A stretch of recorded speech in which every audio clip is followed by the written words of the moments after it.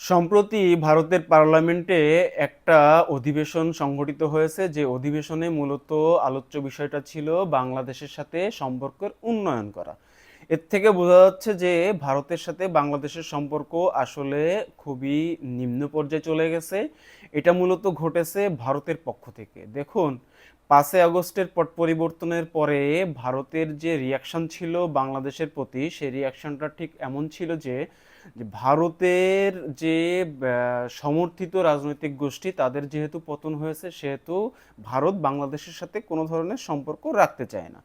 এবং ভারত ভিতর থেকে চাইছিল যে যে কোনোভাবে বাংলাদেশের ভিতরে একটা অরাজকতা বা একটা অস্থিতিশীল পরিস্থিতি তৈরি করে এখানে আবার তাদের পছন্দসই যে রাজনৈতিক গোষ্ঠী, তাদেরকে আবার পুনর্বাসন করবে এবং তাদের আধিপত্যবাদ বা তাদের যে আগ্রাসন, সেটা বাংলাদেশের বাংলার জনগণের উপরে চাপিয়ে দেবে।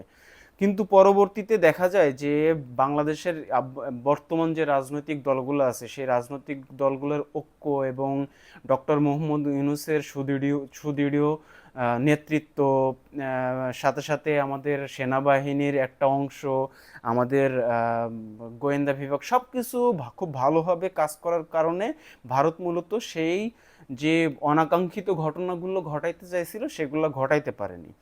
এবং পরবর্তীতে দেখা যায় যে ভারত চেষ্টা করেছিল যে জামাত ইসলাম এবং বিএনপিকে তাদের কাছে টেনে নিয়ে তাদেরকে বিভিন্নভাবে মোটিভেট করে বাংলাদেশের ক্ষমতায় বসিয়ে তাদের কাছ থেকে কিছু ফয়দা নেওয়া বা বাংলাদেশের উপরে যে আধিপত্যবাদ ছিল সেটাকে কন্টিনিউ করা আর কি। এখন যে ঘটনাটা ঘটেছে, এখন মূলত বিএনপিও ভারতের কাছ থেকে মুখ ফিরাই নেছে, যার প্রমাণ হচ্ছে ডক্টর মোহাম্মদ ইউনূসের সাথে তারেক রহমান লন্ডনে একটা বৈঠক করেছে। ঠিক বৈঠকের পরপরই বিগত যে সরকার ছিল বাংলাদেশে, সেই সরকারের পতন হয়েছে এবং সেই সরকারের বিভিন্ন রাজনৈতিক কর্মীদের বিচারের আওতায় আনা হচ্ছে এবং তাদের বিচার খুব শীঘ্রই শুরু হবে। এই মর্মেও ভারত থেকে আমরা দেখেছি বিভিন্ন ধরনের প্রোপাগান্ডা চালানো হয়েছে উপদেষ্টাদেরকে নিয়ে। আমাদের অন্তর্বর্তীকালীন সরকারের বিভিন্ন কর্মকাণ্ড নিয়ে, এমনকি আমাদের যে নিরাপত্তা উপদেষ্টা ছিল খলিলুর রহমান, তাকে নিয়ে। এবং তারা সফল হয়েছিল অনেকটাই বলা যায়, কারণ তাদের যে বক্তব্য ছিল, আমাদের দেশের কিছু রাজনৈতিক গোষ্ঠীর কিছু রাজনৈতিক কর্মীদেরও ঠিক একই ধরনের বক্তব্য আমরা সেই সময় পরিলক্ষিত করেছি।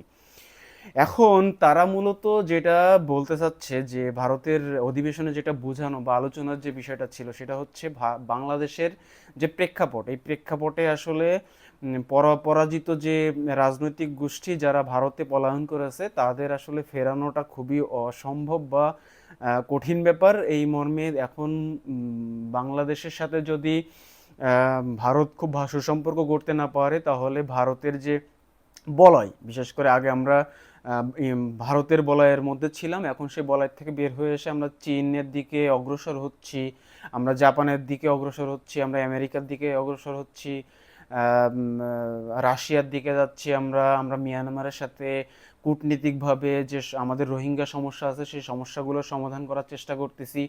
এই সামগ্রিক এমনকি আমরা পাকিস্তানের সাথেও খুব ভালো সম্পর্ক অলরেডি আমরা ডেভেলপ করে ফেলেছি। এই সামগ্রিক কার্যবলী যদি চলতে থাকে, তাহলে দেখা যাচ্ছে যে বাংলাদেশ একটা খুব শক্ত অবস্থানে চলে যাবে এবং অর্থনৈতিক প্রোগ্রেস হবে এখানে।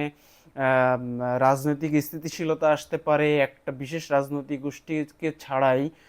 এই সকল প্রেক্ষাপটকে তারা ভারতীয় পার্লামেন্টে বা ভারতের রাজনৈতিক গোষ্ঠীরা বিচার বিশ্লেষণ করেই মূলত এই সিদ্ধান্তটা নেছে। এর থেকে প্রতীয়মান হয় যে বাংলাদেশের অভ্যন্তরে যে রাজনৈতিক গোষ্ঠীরা আছে বা বাংলাদেশ পরিচালনা করে যে মানুষগুলা, সেই মানুষগুলা যদি দৃঢ়চিত্তভাবে বাংলাদেশের যে স্বার্থ আছে, সেই স্বার্থকে যদি উপেক্ষা না করে, স্বার্থকে যদি প্রায়োরিটি দিয়ে কাজ করে, তাহলে যে কোনো আধিপত্যবাদকে পরাজিত করা সম্ভব। তার প্রমাণ হচ্ছে ডক্টর মোহাম্মদ ইউনূসের এই ইন্টিম গভর্নমেন্ট, সাথে অবশ্যই সহযোগিতা করতেছে বাংলাদেশের যে রাজনৈতিক গোষ্ঠী আছে, এই রাজনৈতিক গোষ্ঠীগুলো। যাই হোক, সবকিছু মিলায়ে আমরা সবাই চাই যে আমাদের পার্শ্ববর্তী যত দেশ আছে সকল দেশের সাথে অবশ্যই আমাদের সুসম্পর্ক অবশ্যই থাকবে, কিন্তু সেটা যেন হয় ন্যায্যতার ভিত্তিতে, সেটা যেন হয় অবশ্যই অংশীদারের ভিত্তিতে। এটা যেন এমন না হয় যে কোনো একটা বড় দেশ বা পরাশক্তি আমাদের উপরে ডমিনেট করে, আমাদেরকে পরাজিত করে রেখে তাদের স্বার্থগুলো বাংলাদেশ থেকে হাসিল করে নিয়ে যাবে, আর আমরা শেষ সময়ে আসলে কিছুই পাবো না। এটা যেন ভবিষ্যতে না হয়। এই জিনিসটা ভবিষ্যতে রাজনৈতিক যে গোষ্ঠীগুলো আছে যারা ভবিষ্যতে ক্ষমতায় আসবে তারা যেন এটা খেয়াল রাখে।